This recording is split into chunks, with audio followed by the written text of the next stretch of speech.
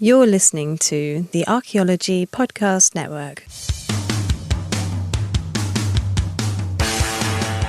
Hello and welcome to the Archaeotech Podcast, episode 89. I'm your host, Chris Webster, with my co-host, Paul Zimmerman.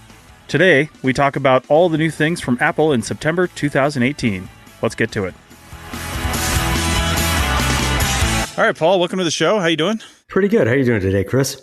Not too bad, not too bad. So we decided to sort of cancel the App of the Day segment since we're going to talk all apps and hardware today. I know some of our Android fans, you can probably just shut the podcast off right now because... Why? I know. Why. No, hey, we got our download statistic. You're listening, so that's good. Thank you for that. But it's going to be all Apple today because... Apple, I mean, I would do this after the Google announcement that's usually in the summertime, but it's usually just not as earth-shattering. You know what I mean? Like, not to say that Apple is earth-shattering, but Apple likes to do a lot of stuff all at once, which makes it really easy to talk about in the context of a technology show like this. And since a lot of people do use Apple products, we're going to talk about some important things that I think will help people that don't keep up on this industry like some of us do. So. But just to lay it all out there, what we're going to talk about is from a software standpoint, they released iOS 12, which is the new operating system. They released watchOS 5, which is obviously an Apple Watch. tvOS was updated. I don't know what the numbering is even on that. So if you have an Apple TV, that was updated. And then, of course, for desktops, computers, and laptops, they upgraded to Mohave. I can't remember what number that is either. That's 10.14. 14. Okay, that's what was my guess. So a lot of new stuff on the software side, and then, like we've said before, anytime you have a whole number upgrade, that's a major upgrade to the software. You're usually going to see some design changes. You're usually going to see some background stuff happening, like better battery life, things like that. And then you might see some new programs. You might see some new functionality. All that's going to come with a whole number upgrade. And for the operating system for macOS, the 10.14, that 14 is, for all intents and purposes, a whole number upgrade. So, yeah, they haven't upgraded the 10 part in a really long time. Well, in 14 versions, so. Since the early 2000s. Yeah, I mean, that's when they went to the current format of their operating system. If they were going to change everything completely and just go to a 100% new look and the way the desktop feels, that would be the 10 changing to something else, maybe even 20. I doubt they'd go to 11. I mean, they would change it dramatically for that number to change. So the 14, for all intents and purposes, even though it's 10.14, is a whole number upgrade. So massive change to the operating system.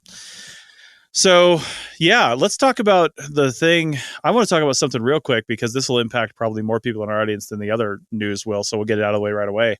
Paul, you've got an iPhone 6, not a 6S. It's a 6.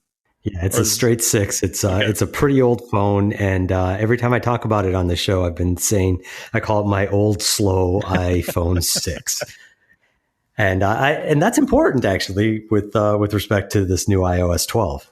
Yeah, because I heard from a friend of mine that was in here just before we started recording. I hadn't actually seen this report that iOS 12. Now, usually when you do a whole number upgrade to your operating system, people will say, watch your older devices because they're usually not supported. And the new operating system requires typically faster processors and things like that to operate. But the one thing they do pretty well at Apple, and it sounds like they did this with this number as well, except better, is they'll often go in and clean up the code quite a bit, which when you clean up the code and you make things more efficient, or you invent new ways to do things that are just more efficient, and that they do that, I mean, their self-serving purpose is to do that to increase battery life and to, just make all your processes run smoother when they clean up the code. But that has the knock-on effect of making those older devices that just have slower processors because they're older actually run better. And they said that the 6S is the one I heard about, is actually running better on iOS 12 than it was on iOS 11. And it seems like you're experiencing a little bit of that in the short time you've been with it. Yeah. So I installed iOS 12 on my phone last week, right when it came out. And it did a few funny things right at the start. It crashed on me a couple times. I thought, uh-oh. But since then, it's been absolutely rock solid. I think I'm getting slightly better battery life than before. And yeah, things are just a little snappier, a little quicker to load. The camera's more responsive. That's noticeable and was important to me because I had to, we got rid of a lot of old equipment today. And so I had to scan a bunch of, take photographs of a bunch of serial numbers off the backs of equipment. And I could just go much more quickly than I could before. So, day-to-day kinds of stuff, it definitely feels like an improvement.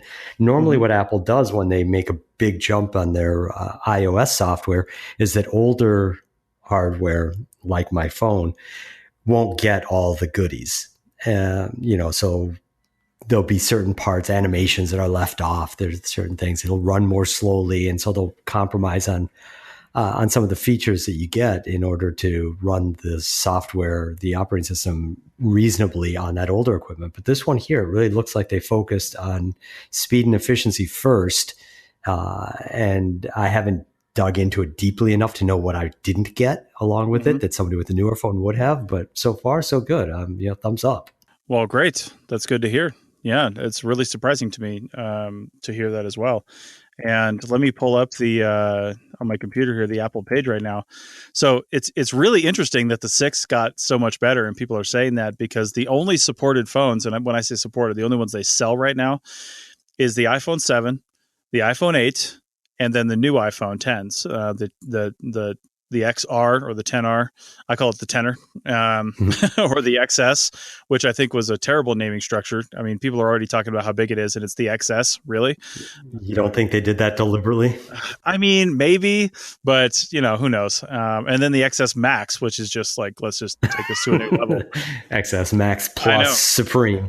Right. So I have the iPhone 10 still that came out last year, and they just took it off the lineup completely, which they often will do with an S upgrade. They'll often remove the one before that because the S is kind of the new one, because unlike operating systems, when they add an S to a device, and they usually add maybe something else, that's not a whole number up change typically, up change. That's not a whole number upgrade typically. So when they come out with the iPhone 11, I don't know what they're going to call it, but maybe they'll call it the 11, whatever the new one is in a year, that will be a significant change to the hardware on the iPhone. So since I'm bringing this up, let's talk about this right now. So the iPhone, they released 3 new models: the XR, the XS, and the XS Max.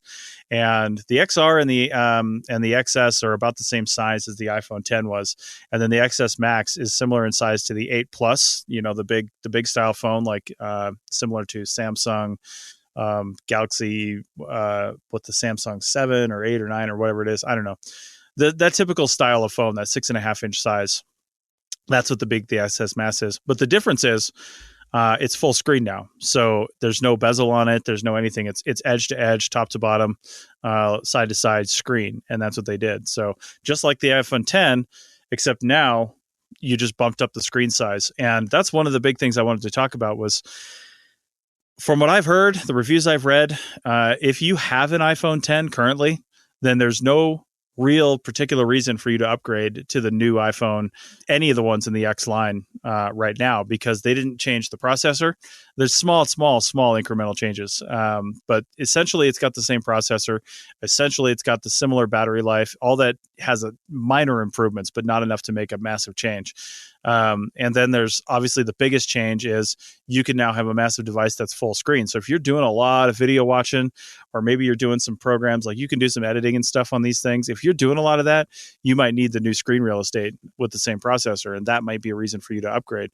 But if you're upgrading because you think you're going to get a massive hardware improvement, you're really just not. It's not worth it, which is a benefit to me, because apparently I screwed up when I bought my 10 last year. I thought I was on the AT&T plan where I could upgrade every year, but apparently I'm not. And I'm on a longer one than I assumed. So I'm actually not eligible for upgrade unless I paid $500 to pay out my contract. If I'm not eligible for upgrade until April, which means you'd be stupid to upgrade this in April. So, just wait until September, get back on cycle, and then get the new one when it comes out. And that's probably that is what I'm going to do, because I'm happy with my iPhone 10. I don't see a need to upgrade. Sure, a bigger screen would be better, but that's only because with my hands, my wife's iPhone 8 Plus actually fits better in my hands than my 10 does. I just like it better. And I wish I had that size of phone regardless of the screen size. But that being said, I'm super happy with the iPhone 10 the way it is. It's really fast. It's great. Takes awesome photographs and does everything I need it to do, quite frankly. So the other one I'll talk about real quick is the XR. It's basically the slightly less expensive model of the iPhone 10, still the same size, but it comes in multiple colors. And they've done that before in the past too. I think the 5R was one of those that you could get in like pink or something like that. So it's not even available for pre-order yet until October 19th, and then available at the end of October if you're watching this in real time. Currently, we are recording, just so you guys are all up on timeframes, we're recording on September 25th, 2018, in case you're watching this way into the future and you're like, iPhone 10, I've got an iPhone 30. So, but yeah, so that's the big thing. I don't know if you've heard anything different, Paul, about upgrades and whether or not people should do it. No, I haven't, but I wanted to actually ask you a question tying this back into archaeology. Is that, when we talk about taking electrons in the field, a lot of what we talk about are tablets, right? Some of these phones are fairly large. Do you think that the larger size phones are acceptable replacements for tablets for most purposes for archaeologists, or do you think that the tablet serves a particular need that can't be satisfied by something smaller? That is a fantastic question, and I was just talking to a potential WildNote client about this very thing. So it really depends on what you're doing. If you're doing a lot of field survey where you're just either walking through the desert or you're doing shovel testing or something like that, and really what you're recording are photographs and textual information, then any size phone will be just good enough. You honestly don't need a tablet. In the past, you might need a tablet because maybe the battery lasts longer or you've got a higher memory capacity on it or something like that. At least in the Apple line, but that's actually no longer true either. First off, Apple hasn't updated the iPad mini line since 2015. And there's question on whether they're ever going to. They still sell the iPad mini 4, but it hasn't been updated in a really long time in Apple standards. And so that doesn't bode well for that device unless they're looking at a serious change on it. But the thing is, I do most of my recording on my iPhone. And I like just being I can actually type way faster.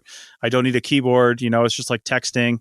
You can do whatever you want with that. And it's super fast. So that works for me. Now, if you're doing a lot of excavation and you're still going digital with your excavation, first, congratulations. That's amazing. Second, you might want the larger device, which means iPad mini or some sort of 7-inch tablet or the larger tablets, because you're going to be doing some sketching. And if you're drawing, you're going to want something bigger to draw on.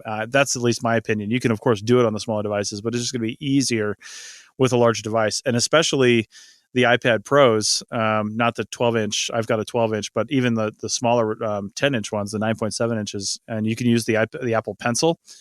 Sketching with that thing is phenomenal. The pencil is so responsive, and it feels like the only difference between that and a pencil is the resistance on the screen. Like, you don't feel that resistance that paper gives you, which sometimes is nice and comforting, but you get used to sketching with the pencil and the tablet, and it just works really, really well. I've got a whole webinar over at Team Black on illustrating with tablets, and I just did a class with a person here in town on that, and she was just amazed at what you could do with the right program with that pencil and that tablet. It's phenomenal. So yeah, I would say if you're currently working on an older device, or even maybe an iPhone 10, some of the archaeology specific upgrades that came to it is the larger screen. So that's going to be beneficial. Maybe you can work with that if you get the 10s Max, but also the larger hard drive space. I mean, you shouldn't go too long without uploading photos and things like that. But the new line, and I think it's just the 10s Max. I'm not sure if the 10s comes like this, but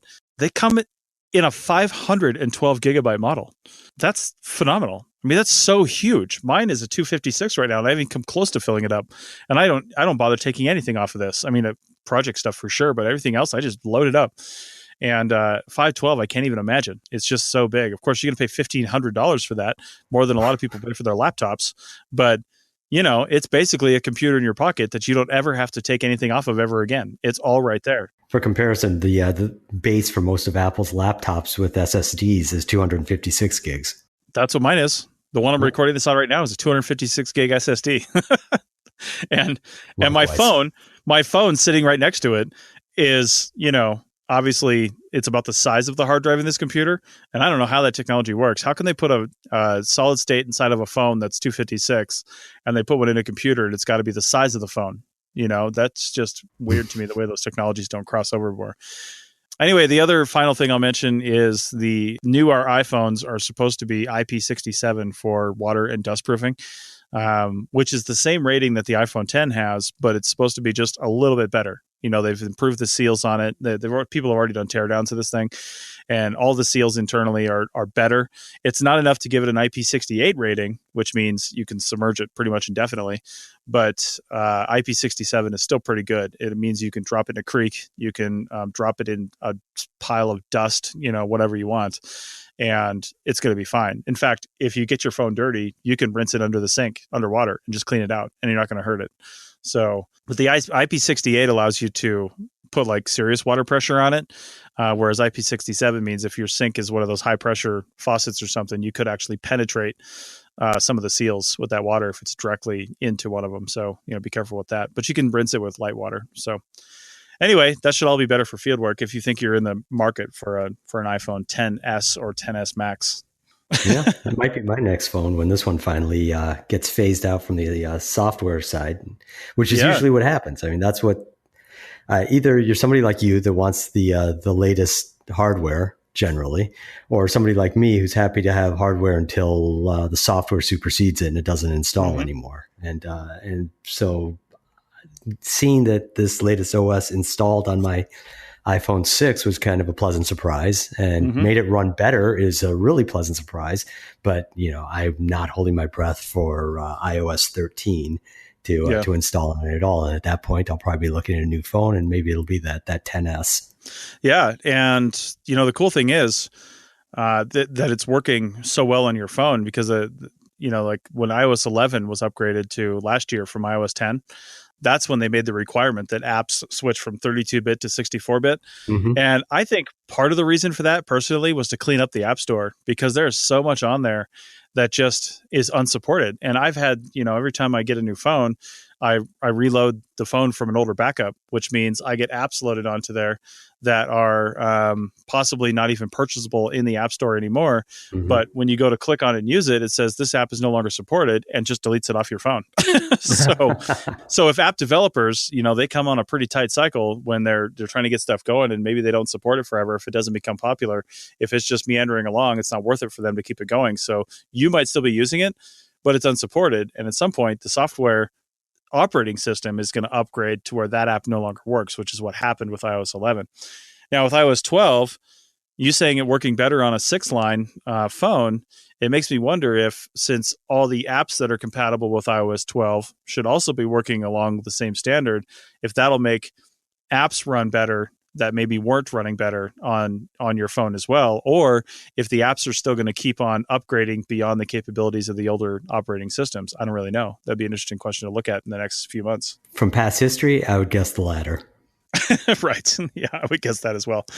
So, all right. Well, we're up against our first break, so let's do that, and we'll come back and talk about the desktop operating system a little bit. But first, we'll talk about the new watch, the Apple Watch 4. We'll do that right after the break.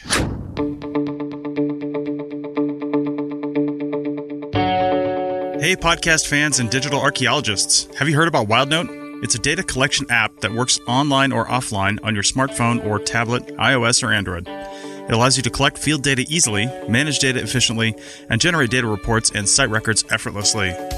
We have a growing list of state site forms built in for your use, and some generic forms that will work anywhere. Check out the shovel testing and photograph forms. You can get a free all-access 30-day trial today by going to wildnoteapp.com. That's wildnoteapp.com for your free 30-day trial.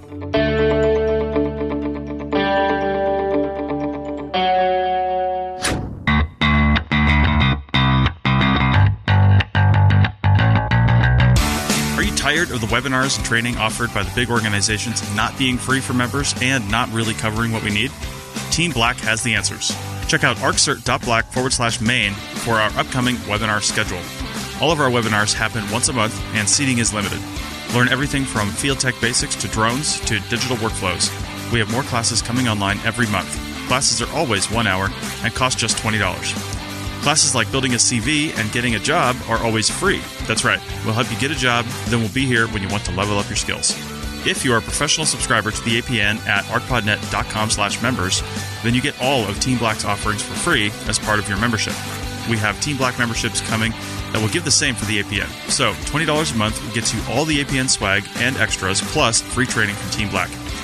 So check out arccert.black for more information and level up your skill set today. That's arccert.black.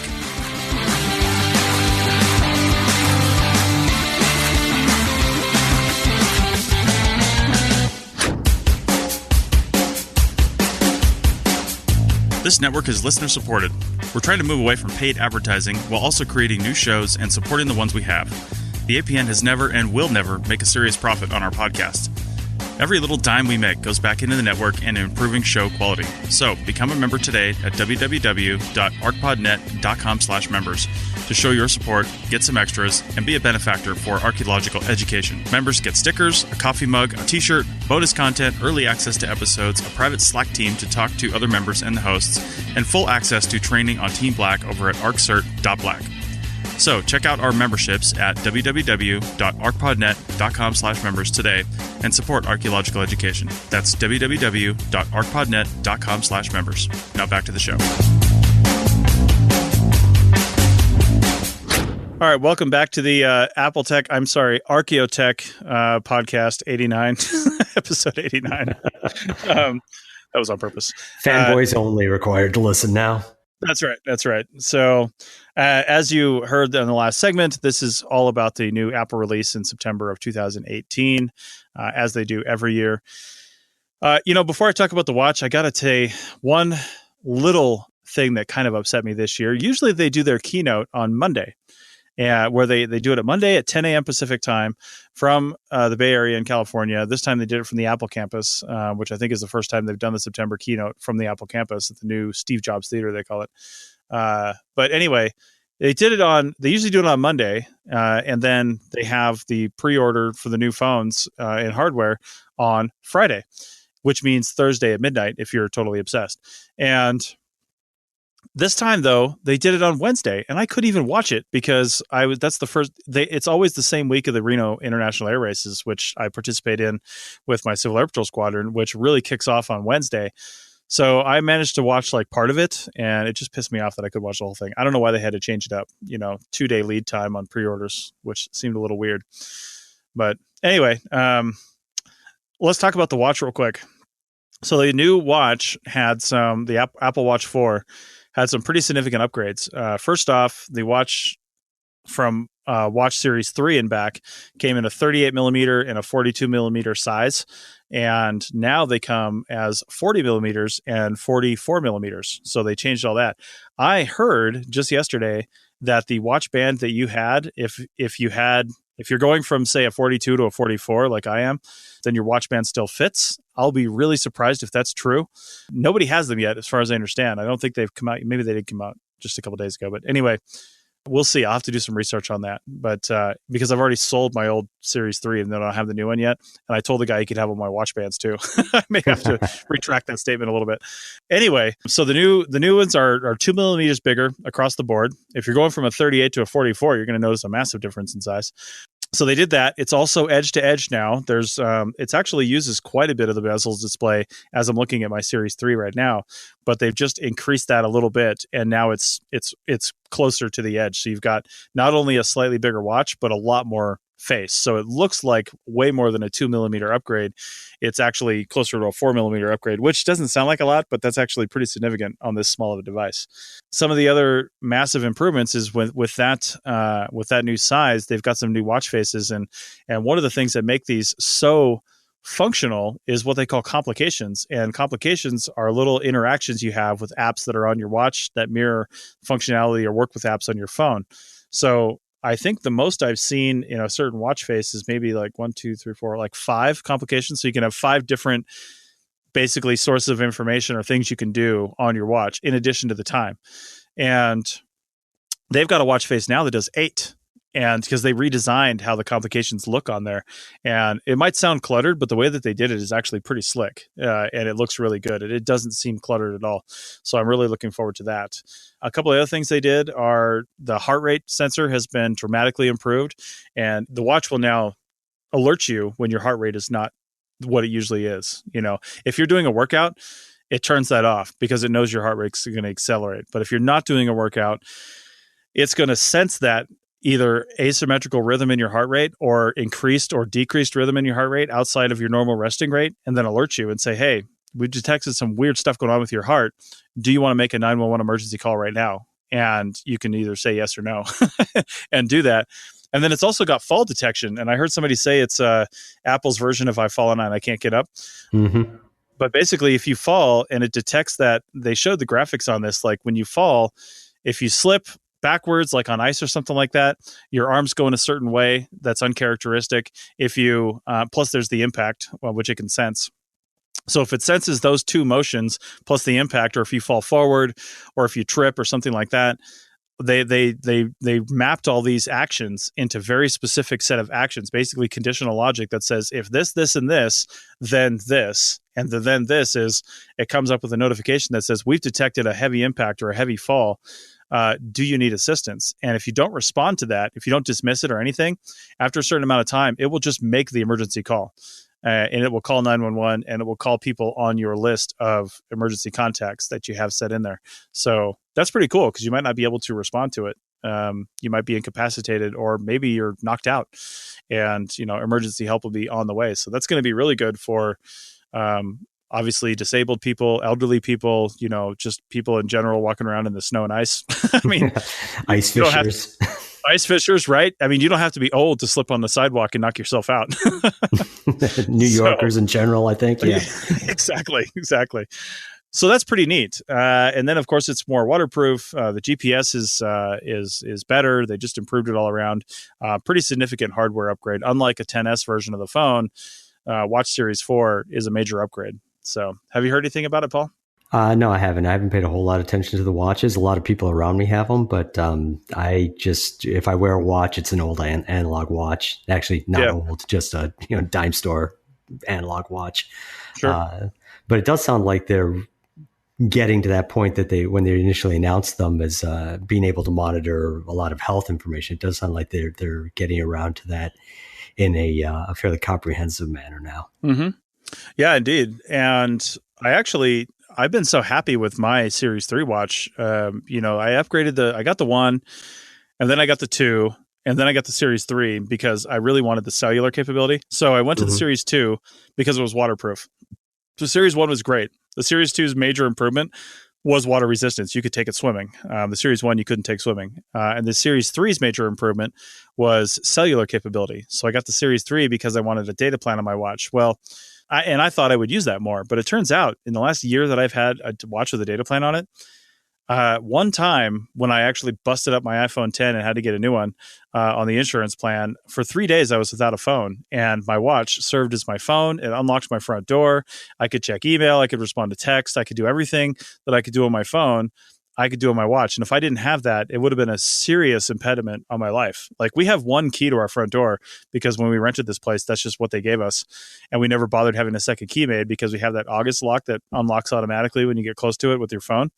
Well, it's linked to my watch as well. So I was able to still get in and out of and lock our front door and just do all the things I needed to do.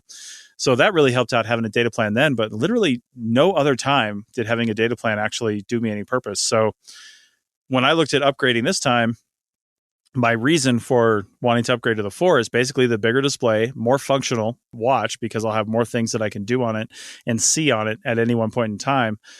And then also the increased GPS effectiveness I like because I use a lot of the GPS features on the watch.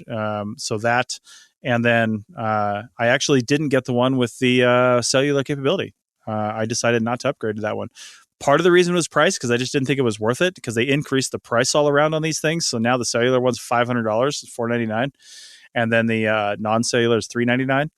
So it used to be, I think, $399 and like $349 or something like that, but or $299 and $349. Anyway, it was a pretty significant increase in price for the Series 4. That being said, if you don't have an Apple Watch or you have one of the older ones and you want to upgrade, the Series 3 now, non-cellular, is I think $279, which is just a pretty good price for a highly functional device. So it's waterproof and has good GPS and everything. Yeah, the Series 3, let me look at this here real quick. And that's probably the 38 millimeter as well, which is the smaller one. Anyway, yeah. Paul, you don't have a smartwatch right now, do you? No, I don't. Like I said, I tend to just wear whatever digital or analog watch I've got, and nothing special. I brutalize watches. You have a Casio calculator watch, don't lie. No, I had a Seiko calculator watch when I was That's 12, right. though, which is That's right, pretty Seiko. cool. That is pretty sweet. But the one I wear at work, the one I just took off so I wouldn't rattle it against the table or record it, is a Timex. Nice. All right, so it looks like the Series 3 GPS is $279 starting at, and then the Series 3 GPS plus cellular, if you want that, is $379, so a $100 increase in that. Oh, and if you want the ridiculous Nike version, it's the same price. It was actually more expensive before, but now it's the same price. Just gives you a different band and some exclusive watch faces in that particular watch. So anyway, it's a pretty good entry price into the Apple Watch Series 3. And the Series 3 is a fantastic watch. I mean, it's just really good. It's durable. I don't have any sort of case or anything on this, and I bang it against all kinds of stuff. And it still looks like brand new like the day I bought it. I mean, it's just incredibly durable and really great. I take it swimming. I've taken it high altitudes and, done all kinds of different things with it. And it's just never fails. It's just always great. So I can't say enough about it. So yeah, let's move on in the last half of this segment and talk about the desktop operating system. Paul, you've upgraded to Mohave, which is 10.14, and I have not. So you're going to be the one talking about that. So what has been your experience? So yeah, the Mojave is kind of the opposite thing for me versus iOS 12. I always upgrade immediately because I take good backups, and if I blow something up, I don't care. I've got great backups. I can always revert. And also because I work in IT tech support at a school, I know that there are going to be people around that upgrade fairly promptly too. I know that a lot of the kids really like to be, especially on their phones, on beta versions just so that they can find out what the newest thing is. But people with their home computers, some of the teachers will update immediately as soon as they can. So I upgrade as soon as I can as well. So today is the 25th of September, and Mojave came out yesterday, the 24th. And as soon as I saw that, I said, "Oh, awesome! I'm going to install it on my computer." And this is where it's the opposite of iOS 12. I have two different personal computers. I've got one that I've talked about before. It's a MacBook 2010 that I've upgraded a bunch. About a month ago, I came across a beat up MacBook Air from 2012, but it's a 2011 model. So I cleaned it up, I fixed the broken parts, and I've been using that as my main machine. I plugged in my MacBook in the house, and I leave it there online, but the screen turned off, and I remote into it if I need something. But most of the things I'm working on, I just put up on Dropbox so I can share them between my home computer and my little 11-inch MacBook Air that I can take with me everywhere. I've been loving it. It's been great. And when I went to install on that MacBook, it said it couldn't because it won't install on MacBook Airs that are older than 2012. Oh, man. So I know it won't install on that 2010 MacBook either. And this is actually a little frustrating to me because for me with phones, as I said earlier on this episode, when I know it's time to upgrade, it's when the software no longer installs, no longer works. I can no longer apply an operating system upgrade. I don't think I've ever had that happen to me with a laptop.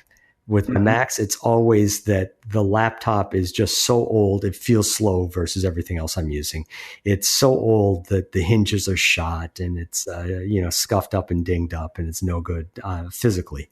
It's starting to, the battery is shot. I've replaced it with an aftermarket, and then that battery's shot. And, there's just a series of physical problems that have accumulated that I end up wanting to do it. But the operating system still installs and still works and still does fine. Well, not anymore. This time, however, I have access to another computer. I was at work yesterday, and so I looked at my MacBook Air that I use at work, 2015 model, I think, 11-inch. And I said, yeah, I don't care. I've got good backups. And I went and installed it, set it to install as I went home, and came in this morning to work to find a new operating system on my machine. And I've been using it all day. It's been totally rock solid, very stable, no problems. I haven't really taken it for a spin to find the new features of it. I quickly looked at a couple of them. One of the marquee features of it is dark mode, which will, and before you could turn the menu bar and the dock dark, with just a setting in the general control panel. But now you can do that to pretty much the entire operating system. It turns the dock and the menu bar dark, and then it'll also put an alternate dark theme rather on all the windows. I tried that. I don't care for it. I switched it all back to light. But if that's something that you like, and I know a lot of people really do prefer dark mode on their devices, on their applications, on their computers, that's there. But it's not, for me, reason enough to upgrade. There are other things. That one of their other marquee features is a time-shifting desktop, which is kind of cool, but I have no use for it. I like the desktop picture that I've gotten. I don't need to look at this. It's actually on my work computer. It's a Landsat image that I put together of my survey area for my dissertation in Yemen, and it always gets interest from the teachers when they come down for help. They look and say, "What is that? Is that a microscopic picture? Is that?" And then I can explain to them a little bit about Yemen and a little bit about how one uses multispectral imaging and can construct false color images from them. So it's a teaching moment. But anyhow, so I don't need to replace that image because it's been on my desktop for years and I like it. That's a good public outreach tool. Just put something interesting on there and get people to talk about it. Right. So, those are the two top level marquee things. Desktop stacks is another feature that they've been advertising, that if you're somebody that saves all your files to the desktop, and I know a lot of people do, it's a way of organizing it. I don't keep more than one or two things on my desktop, and usually it's what I'm working on currently. So I've already organized it. That's another feature that I don't need if you need it. So one of the marquee features they have too, a little farther down the list, is editing and annotation of images. They have that built right into the Finder. It's a neat feature. It's not earth-shattering, but before, if you wanted to add text or annotate an image, for example, you'd have to open it up in preview, and you could do that there. Now you can do that directly in the Finder. If you want to, say, rotate a photo that was upside down or need to rotate it left or whatever, you can do that directly in the Finder. So that's handy, but it's nice. It's a refinement. Actually, refinement is probably how I feel about the operating system after a full day of use versus the previous version. It's just that a lot of the things that you normally do are a little more refined than before, but not earth-shatteringly so. And the one feature that I've seen so far that I do find I might make a fair amount of use is that you can take photos or scan documents directly from your iPhone into the Finder or into certain applications. That's pretty cool. Yeah, that I think is really kind of cool. I tried scanning a document, and it's not as good scanning edge detection and cleanup as what I've been used to with Scannable, which I talked about many, many episodes ago as the App of the Day segment. But it's certainly functional, and it ends up right there immediately on your computer, as opposed to in your phone when then you have to transfer it. Yeah. As an extra step to your computer. So that's something that I can definitely see I might be using. And, I said earlier that I was taking pictures of serial numbers on the back of equipment that we're sending off for recycling. And I did that on the phone, and then I airdropped all those pictures to my computer. Not difficult, but had I done this today rather than yesterday, I could have taken all those pictures with my phone and have them gone directly into the computer, into the document I was working on. So, again, refinements, but those are a couple neat features. So how come you haven't yet jumped in yourself? You seem to be an early adopter with most things. I am. I just haven't had time. Okay, time. It took about half an hour, 45 minutes to do the upgrade. So I kicked it off just before I left work, and it said that it still had about 20 minutes when I left. So, if you want to do the upgrade, first of all, make sure you've got a good Time Machine backup. I have good Time Machine backups. Therefore, I'm never afraid to do an update or an upgrade, because if it blows up, I'll just revert. I'll lose time, but I won't lose data. And if you have that, then, and you've got an extra, give yourself an hour just to be safe. You've got an extra hour after that, you can go and kick it. And most of that's going to be, you don't have to babysit. It'll just do it on its own. Yeah. And I'll probably do it to my, my iMac. I've got the iMac 5K Retina that came out like 3 or 4 years ago. 3 years ago, I think I got it. So I've got that, and I'll probably do it to that before I leave the office today. My laptop is tough to do it on because I am on it like all the time. I'll probably have to try it, just kick it off before I go to bed, because I've usually got it up and running here at work next to my desktop because I'm doing other things on it at the same time. And then when I go home, I'm working in the evening, just while we're sitting in the living room, and I've always got it on in front of me doing stuff. And so I'm probably just going to have to do the upgrade, like I said, right before I go to sleep, and just let it run and wake up to a new operating system or a smoking pile of rubble. But this is only a year-old laptop, so it should work. It should work. I'm not going to guarantee it, but it's been a long time, actually, a very long time since I've seen anybody have an OS update or an upgrade even that blew things up. The problems I see are some older software, and we have a lot of kind of not regularly upgraded software that out here in the ed tech world. Older software that doesn't come along for the ride. But for the most part, the upgrade itself is pretty harmless. Yeah, Apple will sometimes have issues like any software will. But generally, when they hit that release date, it's pretty good. There's going to be some small stuff or the occasional, sometimes there will be some big stuff that they didn't count on. But most of the time, they've got a pretty good QA department, and they won't release something and let users test it out and then just I feel like Microsoft does that. They'll just screw it, release it, and then they'll release a bunch of patches in the next few weeks, and we'll put that out. But Apple doesn't typically do that, at least not for big things. Like I said, there's always something small. It's really, really complicated software. Anyway, I think that's about it for this week. Thanks for that insight, Paul, into Mojave. I'm glad that you had looked at it for this episode because I had certainly not. So, well, I'll chime in next time if I find anything that I really like or that's important, or if I find any gotchas here. But again, one day in, so far so good.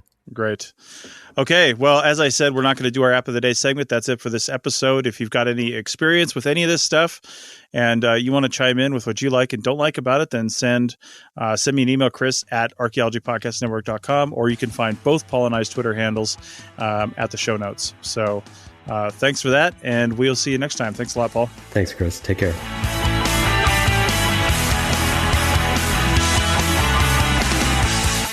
Thanks for listening to the Archaeotech Podcast. Links to items mentioned on the show are in the show notes at www.arcpodnet.com/archaeotech. Contact us at chris@archaeologypodcastnetwork.com and paul@lugal.com.